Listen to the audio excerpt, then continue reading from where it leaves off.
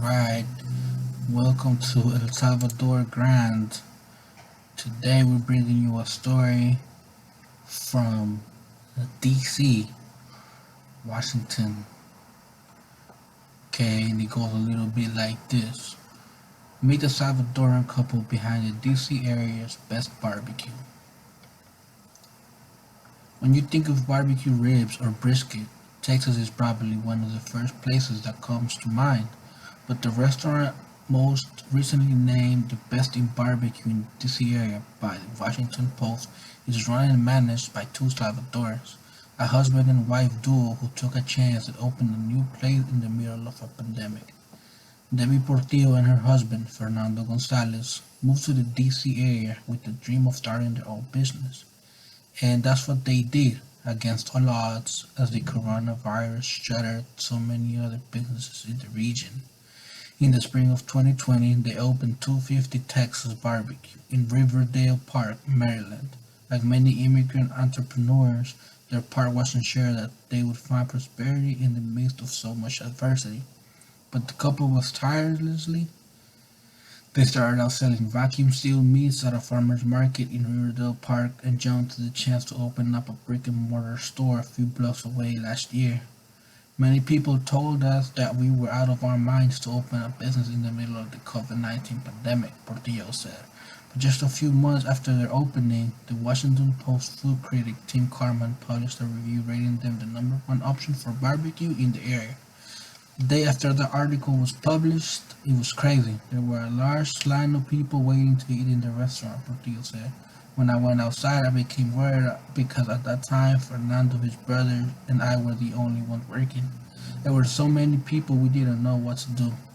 It was the first time that a barbecue-style restaurant like 250, new, small, and Hispanic-owned, was named in the Washington Post's list of top barbecue restaurants.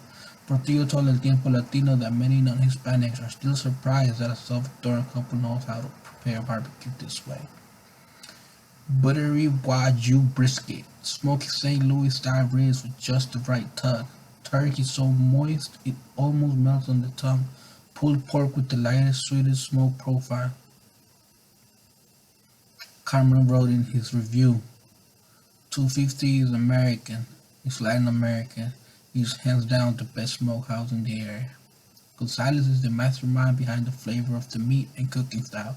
He picked up the technique from visiting and observing experienced Texas-style cooks, and then began practicing on his own at his home in El Salvador, despite the fact that his wife says the Salvadorans around them were particularly fond of this type of dish. He started building the smoker on his own. It was incredible, and when he started to use it, the neighbors wondered why so much smoke, Portillo said, laughing. At the restaurant, Gonzalez is in charge of all the setup and preparation in the kitchen and smokers. They have two large smokers and they are cooking the best meat cuts early in the morning. The success of the business means more to the couple than the recognition they receive in German or even than financial success. According to Portillo, in order to maintain their investor visa each year, the business has to remain successful. And so far, they've managed to do that and more. So boom, there you go. Another great story from our Salvadoran countryman. And this time it looks like from their story they were in El Salvador. They came up with the idea, came up with the menu for the restaurant, then got an investor visa, and boom, came over to the US, opened their business, opened the restaurant, became successful, and they're living the American dream like you're supposed to do. So, big ups to them. I mean, they're doing their thing. They're in DC. Looks like they got a great thing, great barbecue place going. And,